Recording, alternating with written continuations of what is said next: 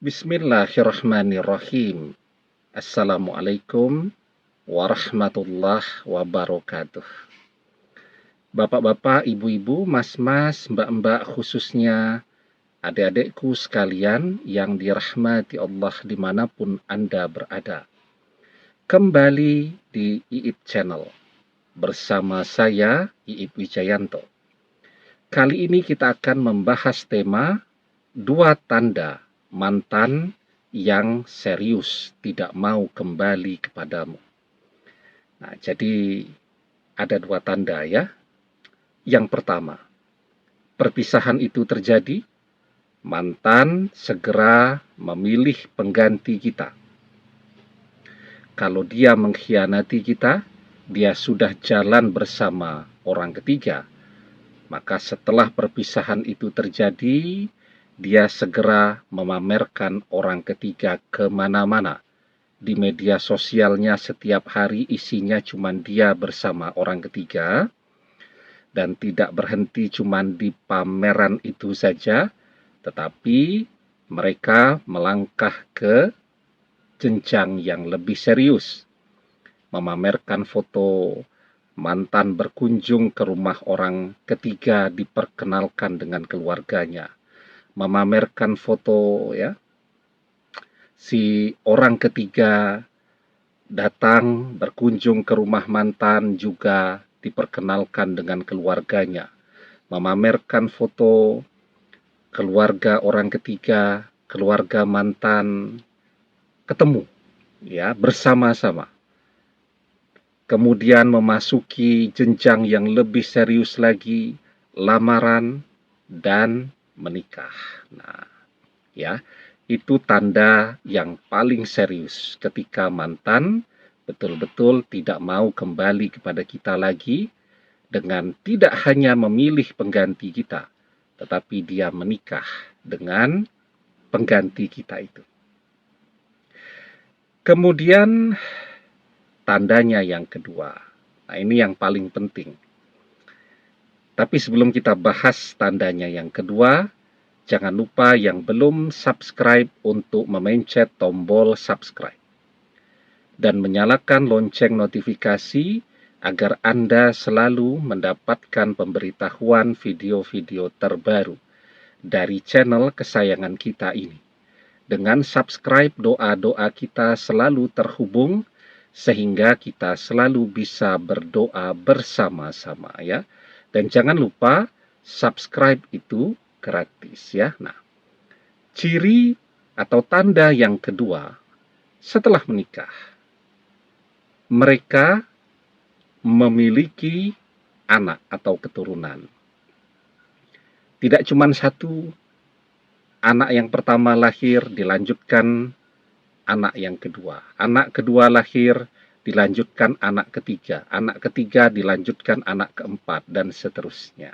Nah, jadi kalau seseorang masih ingin kembali, walaupun dia menikah dengan orang lain, nah, umumnya biasanya mereka atau dia tidak tergesa-gesa untuk memiliki momongan atau keturunan. Kenapa? Karena ketika orang sudah memiliki anak, dia akan selalu terhubung tuh. Kalaupun bercerai nih, misal seorang wanita bercerai dengan suaminya, dengan ikatan anak tadi, dia akan selalu terhubung. Sampai kapanpun dia akan selalu terhubung dengan mantan suaminya. Maka ada tuh sahabat saya tuh menikah ya dengan seorang wanita yang sudah janda, punya anak 1 masih kecil. Suaminya, ayo kita segera punya keturunan. Nah, si wanita ini menunda, mendelay. Alasannya segala macam, yang masih kuliah lanjutan, yang masih ini, masih itu, dan seterusnya. Karena dia tidak yakin juga dengan suaminya ini, hatinya masih tertambat kepada orang lain. Dan betul, perpisahan itu terjadi, sekuat apapun usaha si laki-laki ini untuk bisa ketemu dengan si wanita ini, ya, si wanita mudah saja untuk terus menghindar karena tidak ada ikatan anak, ya.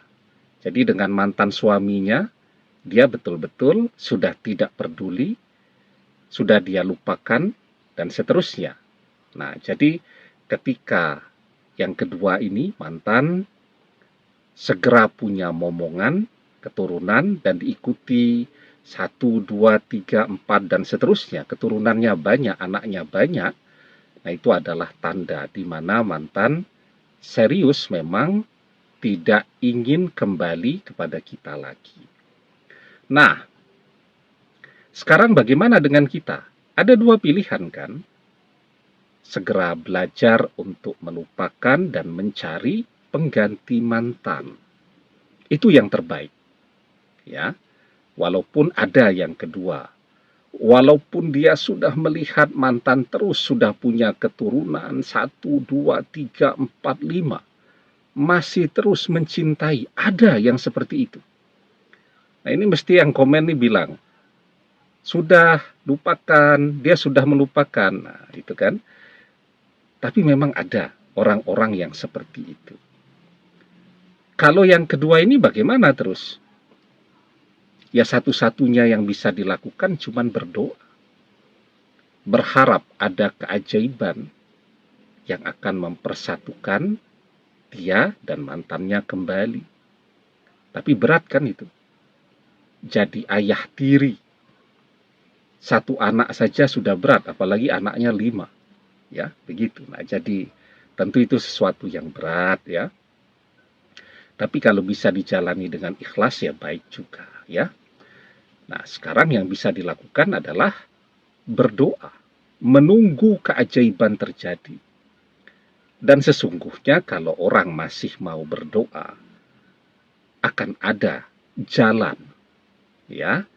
Karena apa? Karena kalaupun ditakdirkan tidak berjodoh, selama orang masih mau berdoa, takdir jodoh itu bisa berubah dari tidak berjodoh jadi berjodoh. Itu kekuatan doa.